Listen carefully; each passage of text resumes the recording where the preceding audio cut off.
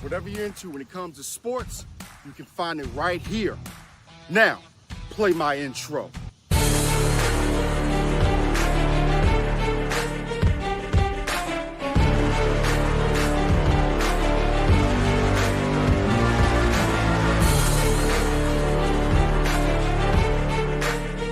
Now it's time for the Robb Johnson Sports Show, presented by Robb Johnson Media and the Legacy Maker Sports Network.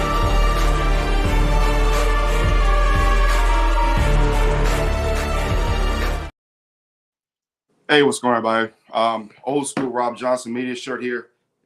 I like this logo. This is my first logo. Actually, I buy my logos, so this is my first logo, Robb Johnson Media, the original. I'm gonna see if I can get it. I'm gonna see if I can get more remade, like when I do my video photography and stuff like that. You see the fire in the background. We're bringing the fire to you today. Welcome to the Robb Johnson Sports Show. Welcome to episode 81. 19 more episodes from 100 episodes here on the Robb Johnson Sports Show. Folks, today we're going to start with some NBA. We're going to talk some NBA, and we're going to discuss some things that happened last night in the association as I bring my stats up. And real quick, guys, for you, everybody out there, what do you all think of the NBA right now? What is your overall feeling about the league? What do you think about the league? What do you think the league is doing good? What do you think is doing bad, etc.? Let me know in the comments. Let's talk about some of the games that were played last night. Then we'll talk about the games tonight. Then I'll give you the standings. Last night, the Lakers 105-104 of the Utah Jazz. LeBron James, second player in NBA history to record 15,000 field goals made.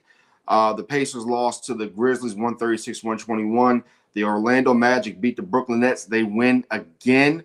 Some people may look at me crazy, but Franz Wagner has to be an MVP discussion right now. 20 points, 9 rebounds, 8 assists. You look at what he's doing without Banchero being there, you have to definitely put him in the conversation. He's playing great basketball right now. The Cleveland Cavaliers take down the Boston Celtics 115-111. Donovan Mitchell, 35 points, 7 rebounds, 3 assists. The New York Knicks absolutely destroy the New Orleans Pelicans, 118-85. Karl-Anthony Towns, 14, 19, and 2. Dominant in New York. The Toronto Raptors continue to try to play better basketball, even though they're only 6-15. The Miami Heat are 9-9. You have to imagine that Jimmy Butler might be on the move very soon. I'm not saying he will, but you got to think. The Houston Rockets take down the Oklahoma City Thunder, who are right now struggling.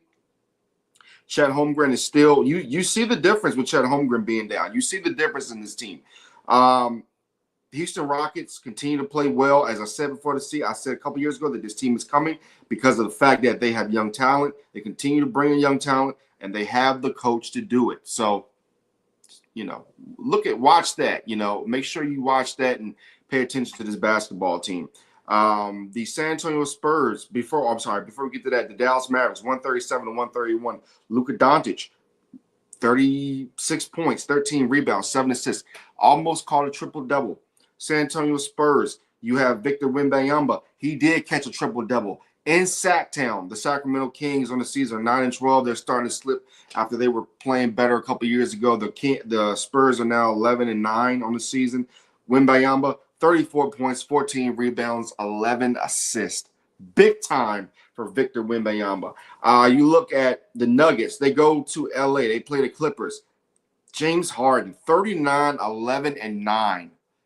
Big, huge game for James Harden and his L.A. Clippers. Tonight, you have a lot of key games. NBA TV. In fact, I think that's the only game on NBA TV. I'm looking at through these TV schedules right now. A lot of these games are not going to be on television except for the Lakers and Minnesota Timberwolves. The Minnesota Timberwolves invite the Los Angeles Lakers into their home, the Target Center, at 8 p.m. on NBA TV. This game between the Lakers and the Timberwolves, the Lakers are 12-8, 6 in the West, while the Minnesota Timberwolves are 9-10, 11th in the West. Minnesota needs this win so they can try to get some momentum. The Bulls invite the Brooklyn Nets to their home. 8 o'clock, you have 7:30 Pelicans, the Hawks, and then you have the Miami Heat against the Boston Celtics. Let's look at the standings. And when I go through standings, I'm going to go the bottom teams all the way to the top. So, of course, in the East, you have the Cooper Flag led tanking Washington Wizards. They're 2-16. You have the Sixers at 14. Raptors are 13th. 12th are the Hornets. The Bulls are 11th. At number 10, you have the Detroit Pistons, the Brooklyn Nets at 9. Number 8, the Indiana Pacers at 7. The Atlanta Hawks 9-9. You have the Miami Heat at number 6. The Milwaukee Bucks have creeped back into the top 5. They're 10-9. The New York Knicks are starting to get hot. 8, they're 5-5. No, I'm sorry, they're not 5-5. Let me see. In their last how many games? They've won 5 in a row. The Milwaukee Bucks have won 6 in a row. Number 4 are the Knicks. Number 3 are the Orlando Magic. Number 2 are the Boston Celtics. And number 1, the Cleveland Cavaliers, who are 18-3 on the season. Orlando, again, I'll mention Ben Cairo, are 3.5 games out of the first spot in the Eastern Conference. Now let's go to the West. You have the 4-17.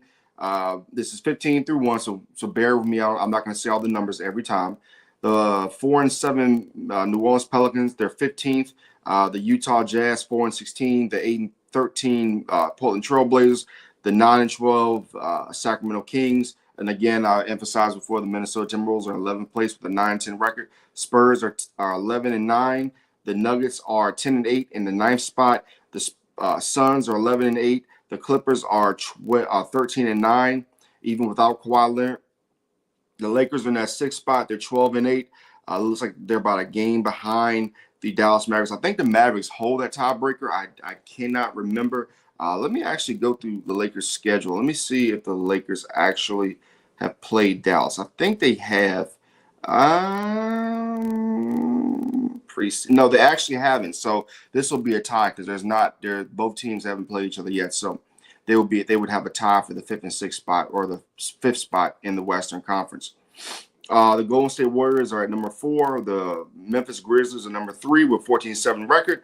The Houston Rockets are number 2, and the Oklahoma City Thunder at number 1. So neither conference right now, ladies and gentlemen, is really that strong. I tell people, hey, listen, I know people are kind of down the NBA brand right now. I think it's really good. I think the brand is good. I think it's doing well. So just continue to give the NBA a chance. Don't get too crazy, and don't think that the league is on its way down. Now, as I said earlier today on my Facebook post, if they screw with the NBA on NBC, and that whole theme song, this is what the NBA will look like next year. It'll be a sad case. But you know what's not sad, folks? I'm going to tell you what's not sad. What's not sad is checking out Game Time 365 Sports with Larry Patterson. Check out Game Time 365 Sports on the Game Time Sports Network. Larry Patterson, bringing the heat to you every single time. Speaking of heat, ladies and gentlemen, next year, 2025, this young lady right here, Angel Reese, she'll be in your face. She'll be in your face all season, as well as this young lady, Caitlin Clark, the 2 stars of the WNBA. Speaking of the WNBA, the reason I bring it up is because next year we already have a schedule, and I like to thank a couple people on social media for alerting me. I got on social media and I said, they already released a schedule. So I went to my Google and made sure everything was accurate. So here are the matchups opening weekend for the WNBA. You have the Sparks who are going to be at Valkyries, and remember, it's Golden State, the Golden State Valkyries. So basically what that is that's going to be your brand new rivalry. It used to be the Los Angeles Sparks and the Sacramento Monarchs. Now you have those 2 teams in California. So you're going to have the Sparks at the Valkyries. That's going to be on May the 16th. You also have the Lynx at the Wings. The Lynx will be playing the new number 1 pick in the WNBA. Then you have the Dream at the Mystics. I think that's a good game because you got the Washington, you got the Dream, and they're going to be playing at the Mystics. The Mystics should be better next year. Hopefully they get some players back and they get healthy. Now on the 17th, you got this is the big one. You got the Aces at the Liberty. And please, somebody said this on X. Please don't let the damn games be on the same day, please, on the same time, please. Please make sure that you spread these games out so we can see a game at possibly 3:30, 7, and then 10 o'clock. Let's make sure these games are spread out.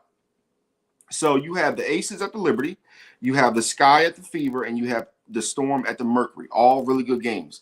Then after that, you have the Mystics at the Sun. So the Mystics will basically be playing 2 games. They'll have one at home, one on the road. So that's a very exciting thing for me if you're the WNBA to have your schedule out, and people are excited. People are excited to see it, and they can't wait to see it.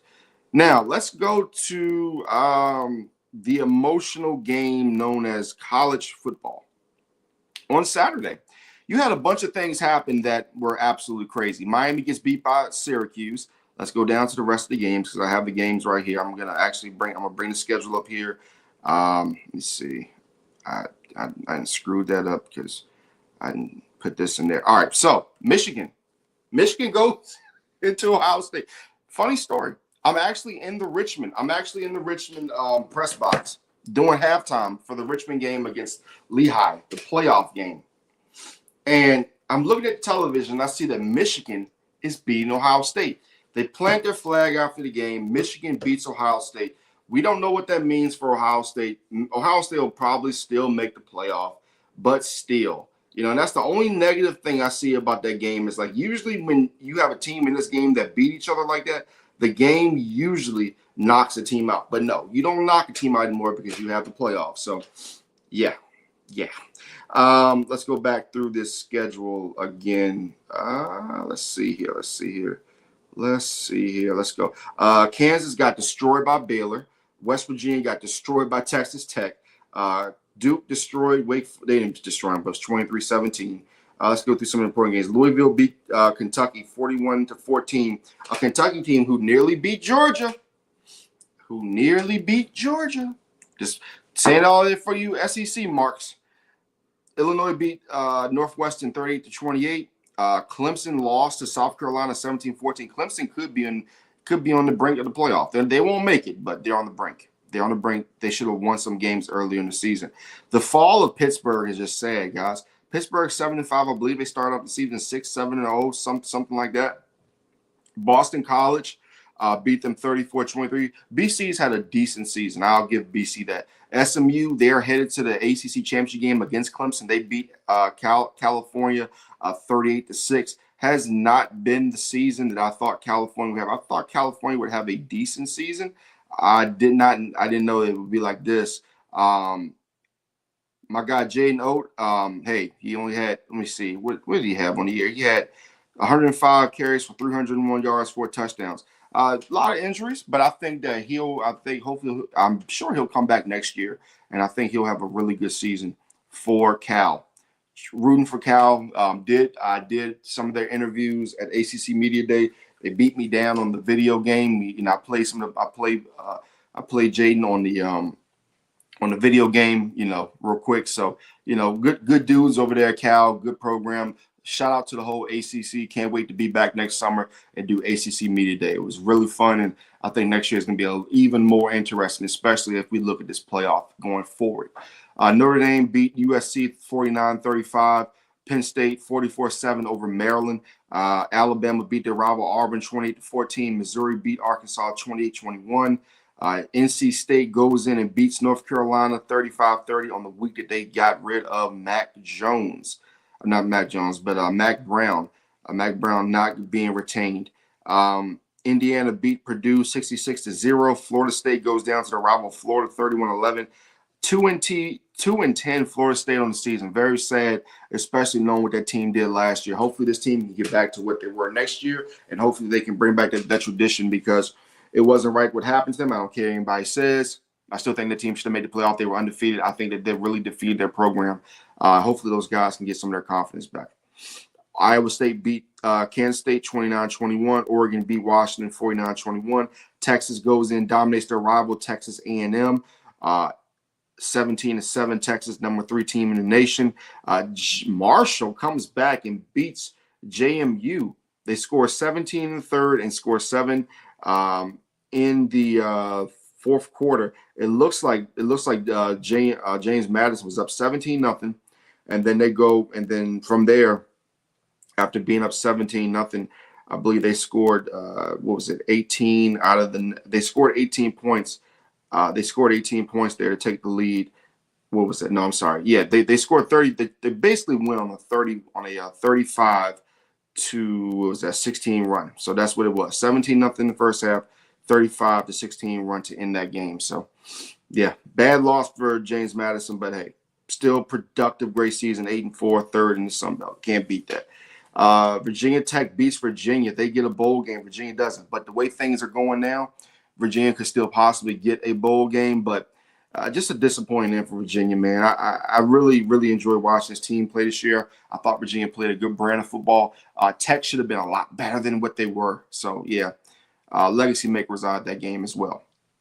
UNLV, they beat Nevada, a UNLV team who is second in the Mountain West Conference, who has a chance to make the playoff. Imagine that. BYU 30-18 over Houston. Yeah, and that was the schedule, man. That basically was the schedule. And you look at all of these teams, you look at everything that's happened, transpired in college football. This has been one of the more exciting college football seasons that we've seen in a very long time, folks. And I just have to say that, there's been a lot of controversy about the plants and all that stuff, and playing the flag and all that different type of stuff. Listen, guys, it's football. Now, only thing is, if something bad happens, you can't be upset, because the coaches have got to get this stuff under control before the game. You don't plant flags. You don't do that unless you want to brawl, like we saw. It's a double-edged sword. I don't want to see it, but then I can't get mad, because we in the media and then fans overall, we've been complaining that there's not enough passion, there's not enough hatred in the game. So we have to decide, which one do we want? Do we want these guys to shake hands after the game and hug each other and say, hey, I love you, man, and great game, dude? Or do you want them to get rough, get physical, show the fans that, yes, this game is still worth the rivalry. We don't like you, you don't like us, as long as there's no escalate. Listen, there can be competition without there being escalated violence. And that's the thing you don't want to see. You don't want to see violence in the game. So, people plant their flag. Yeah, you can whoop-de-whoop and talk trash. But when you start throwing hands and all that, that's when stuff kind of gets, it kind of gets to be a problem. However, we as fans, as media, we cannot complain when these guys show us passion that we're begging for. They show us that they care. You can't have it both ways, guys. You just can't have it both ways. And to the people getting the flags planted on their field, I have a great solution for you. And I heard Stephen A. Smith say this morning, and I'm going to put it in my own words. I'll paraphrase my own words. If you don't want people to plant their flag on your field, win the damn game. You got 60 minutes. You got 15 minutes in the first quarter, 15 in the second quarter, 15 in the third quarter, 15 in the fourth quarter. That's 15 times 4 is what? 60. 60 minutes. You have 60 minutes plus 3 timeouts plus the 2-minute warning to make sure that you are right for that football game. And if you're not, that is on you. Somebody plants their flag on your field, that's because you weren't prepared. Don't get mad in the last minute. Don't get mad when the game strikes 0. You had 60 minutes. You have the same 60 minutes they have. You have the same 2-minute warning they have. You have the same timeouts they have. You're at home. You're not on the road. You have the home advantage. If you don't take advantage of that, that is your fault. No one else's. So stop blaming the teams. Stop blaming this. Stop blaming that. If you can't win on the road, if you're Ohio State and you got, 10, 11 wins, you're playing a Michigan team. It ain't that good. They can't pass the football. They can't do anything well on offense. Their defense was struggling damn near the whole season. Yes, they got Will Johnson, who's will be maybe a top 10, top 15 pick. We get all that. But guess what, folks? Michigan brought the passion.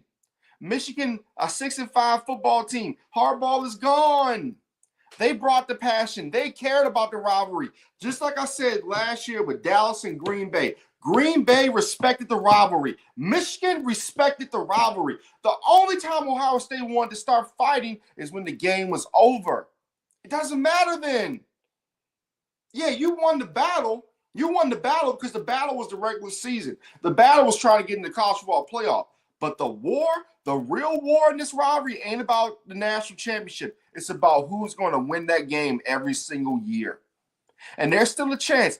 Ryan Day could get to the semifinals. He could get to the national championship game and lose. Those fans only care about that Michigan game. Yes, the national championship is beautiful, but those bragging rights for the next 364, 65 days, woo, that rivalry is big. And anybody who thinks that that fans don't care about that game, they care about that game. Not even fans outside of the rivalry care about that game. Michigan, Ohio State is one of the great rivalries in sports in the story. Let's go to the NFL. Let's talk some NFL games. We're going to start with the 1 o'clock games. You know what? Real quick, the other night we had the we'll talk about those again really quick. I'm not going to get into too many details, but the Lions beat the Bears on Thanksgiving 23-20. Matt Eberflus, I said if the game was a blowout, he'd get fired. The game was close, he got fired because he did not have good clock management. Clock management was horrible. The Cowboys beat the Giants 27-20. They played with them basically the entire game. It could have been worse. The Green Bay Packers beat the Miami Dolphins, who are now 5-7. If we go to the NFL standings right now, and we go to the AFC, and we go to the standings overall, let's go to these standings, playoff picture overall. Let's see. You know, I hate these graphics because you bring them up and you think that they're going to come up and they don't. Right now, the Miami Dolphins are not in the playoffs. Right now, the Denver Broncos would be in the playoffs. Let's see. Let's go to the overalls. You know, that's the only thing about these apps that I just cannot stand. I'm trying to bring up the standings, and when I need you to actually show me. Oh, here we go. Wild card. I'm sorry about that. So, right now, the Denver Broncos are 7-5. They have the last wild card spot. Up top are the Chargers at 8-4 and the Baltimore Ravens at 8-5. Here's the funny thing: the Ravens own the tiebreaker between those two teams, so they own that. The Indianapolis Colts are 6-7, and the Miami Dolphins are 5-7. Can the Miami Dolphins get back into the race? Can they? I don't know. You let me know, because I don't think they can. After that loss the other night, I just don't believe them anymore. I don't believe in them at all. So they're going to have to prove to me they can do something. Now you have on Sunday, this past Sunday, you have the Titans and the Commanders. Commanders win that game 42-19. The Commanders got all the way back. The Jaguars lost to the Texans 23-20. The AFC South is a very fraudulent division right now. It just is. I'm sorry. The LA Chargers and Trevor Lawrence was knocked out that game. Concussion. Algier probably will be suspended, probably a game or two. Chargers against Falcons. The Falcons, Kirk Cousins threw 4 interceptions. 4. And they really debated today whether he should be benched or not. Let that have been a guy like Dak Prescott. Oh, it'd have been hell would have froze over today. It'd have been crazy. You know I'm telling the truth. Cardinals let the Minnesota Vikings and Sam Darnold come back 23-22. Great football game. The Colts 25-24. Hey, what's up with those Colts fans saying, get Anthony Richardson out of here. We don't want Anthony Richardson. I bet he threw that touchdown pass yesterday. I bet he ran in for that 2-point conversion. What you talking about now, Colts fans? Shut the hell up. I know that's I know I got the shut the hell up segment. I should have saved that for that, but I got something else for you all. The Pittsburgh Steelers, Russell Wilson. What did Russell Wilson do yesterday? Oh, he just passed for 414 yards. You know, Russ, washed up Russ, the soon-to-be Hall of Fame Russell Wilson, who should have 2 Super Bowl championships, if not for a bad call by his coach. But we're not going to talk about that. The Bengals lose again, by the way. The Seahawks beat the Jets after they come back. The Jets are just dreadful. Yeah, it's bad. It's bad. The Los Angeles Rams defeat the New Orleans Saints 21-14. It's getting worse by the day for the Saints. Derek Carr, 184, 1 touchdown. The Rams are going to be one of those teams who sneak in the playoffs. We all know what's going to happen. The Panthers, who continue to get better. I am so happy for Bryce Young. What I don't want is I don't want Carolina to do something stupid. And Carolina's been doing some stupid. You remember a couple years ago when they had, I believe it was Steve Wilkes. I believe it was Steve Wilkes. And they got rid of him after he had a really good second half of the season. Watch the Carolina Panthers do something stupid. I hope they don't do anything stupid. Please don't do anything stupid, Carolina Panthers. You got your quarterback. Go get yourself a receiver. Go get Travis Hunter. Bring him in. Let him do his thing. Build through the draft. Please don't do nothing stupid. You have your quarterback. He's finally showing some promise. There's a reason they didn't trade him at the trade deadline. The Philadelphia Eagles beat the Baltimore Ravens in Baltimore. The Ravens had a lot of chances to win this football game.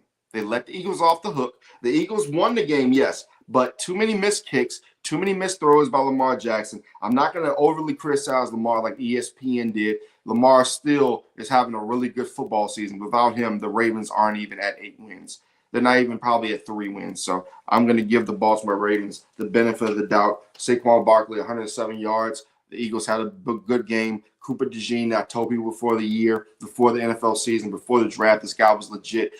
People wanted to bring up their stereotypes and all their crap about, it's Cooper DeJean. He's a white cornerback. That has nothing to do with it. He is a hell of a football player. And guess what? He went in the second round, and there are teams that are kicking themselves. He will be one of the guys that people will be looking at in the next 10 years and saying, damn, we didn't draft Cooper DeJean because we were stupid.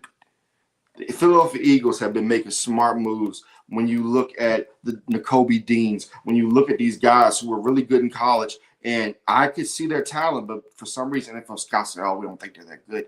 Well, they have built a complete monster on that defense, and that offense can get any better. They can get better at any time. So please, if you think the Philadelphia Eagles are going to fall off, they're not. Jalen Hurts has to stay healthy. Saquon Barkley has to stay healthy. And if they can do that, and they don't even have Devontae Smith back yet. Imagine when Devontae Smith gets back. So think about that, folks. The Buffalo Bills against this San Francisco 49ers. And this is the game I want to talk about the most because there's a lot of talking out there that this guy right here, Kyle Shanahan, will be fired. And I understand there are a lot of 49ers fans out there who are frustrated, who want to win the Super Bowl. And I get it, 49ers fans. But this is one thing that you guys must understand. Kyle Shanahan is 69-58 in his career as a San Francisco 49ers head coach. And what you guys have to really understand is that before you look at before, yes, you had Harbaugh, and he did a really good job, etc. But look at the 49ers before that. The 49ers were not a good football team. They didn't play a good brand of football. So if you are a San Francisco 49ers fan, in my opinion, just keep on keeping on. I think that I don't know what they're going to do with Brock Purdy. Brock Purdy, is anybody going to give him $60 million? Is Brock Purdy worth $60 million? I don't think so. You look at what he's doing with this talent. So just in my opinion, I think that what's going to end up happening is that they're either going to, and I'll bring myself on camera, I think they may bring in an Aaron Rodgers next year at a discounted rate. And I say that, folks, because a guy like Kyle Shanahan, he thinks to himself, if I have Aaron Rodgers, he looks miserable in New York, New Jersey. If I have Aaron Rodgers, what can I do with him? What kind of things could I do with me getting Brandon Ayuk back? I'm gonna get some of these younger receivers. They're gonna get better. I possibly still will have Christian McCaffrey next year. That defense is not going to struggle like this next year. They're going to get healthy. You may lose some parts, but you're going to draft some parts as well. So in my humble opinion, folks, I just feel in my heart of hearts that the 49ers are going to keep Kyle Shanahan. It would absolutely shock me if they got rid of him. So if you are the San Francisco 49ers, you keep the course going. You keep your coach, who I feel has done a good job in getting you to where you want to go in the last couple of years. So that's just my 2 cents on that. Boom. That was the Sunday night game last night. Now, tonight, really quick, I'm going to spend about 30 seconds to a minute on this. Tonight's game is so critical for so many reasons. First of all, the Browns are a lot better team than their record. They're 3-8, but you got to remember, they barely lost to the Eagles. They beat the Steelers. Since Jameis Winston has come in, they've looked like a completely different team. Now, will they look different on the road today against Bo Nix? We shall see. Jameis Winston, 7 touchdowns, 4 interceptions. Bo Nix, 16 touchdowns, 16 picks. Bo Nix has got to stay focused against his defense. This will be one of Bo Nix's most defining games because that Cleveland team, first of all, this is a rivalry.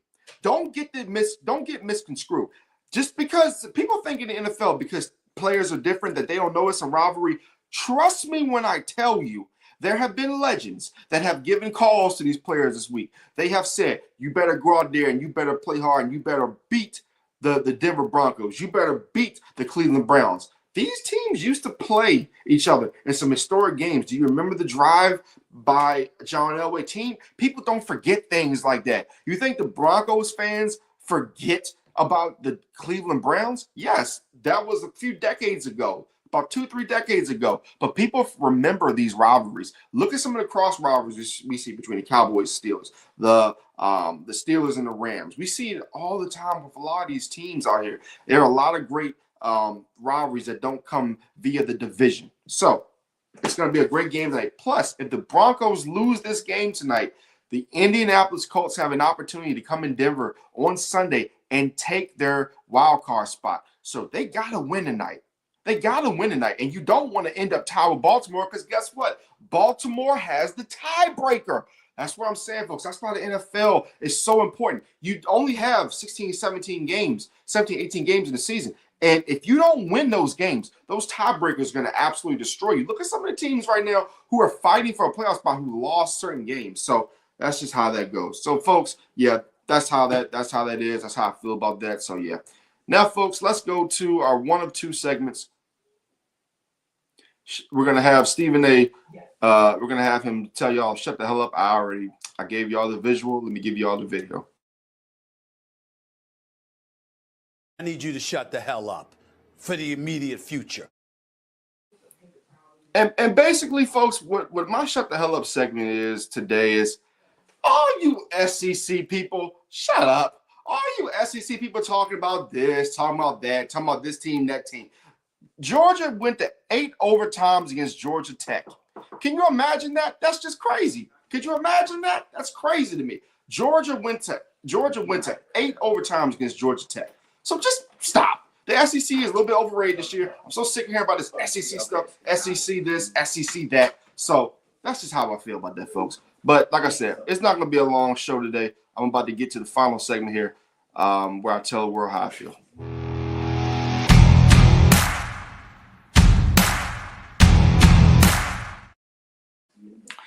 My final word today, folks, is just basically this. Look, guys, we just finished out Thanksgiving.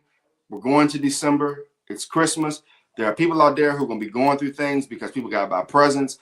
Inflation is still high, gas is still high, everything like that. So my final word of the day, just be kind to everybody, man, because, we're living through a hard time right now in this country. Prices are high. The kids out there, they want the gifts. People want gifts. It's one of those times a year where people start getting depressed because they lost their parents, they lost somebody that they love, etc. People are going through all types of things. So just my word for today for episode 81 is just be kind to everybody.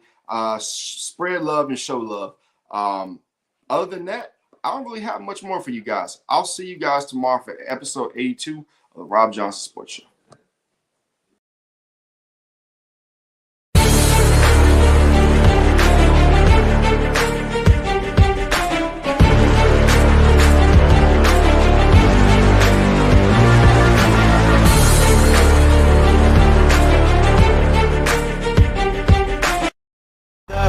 It's caught in the crossfire.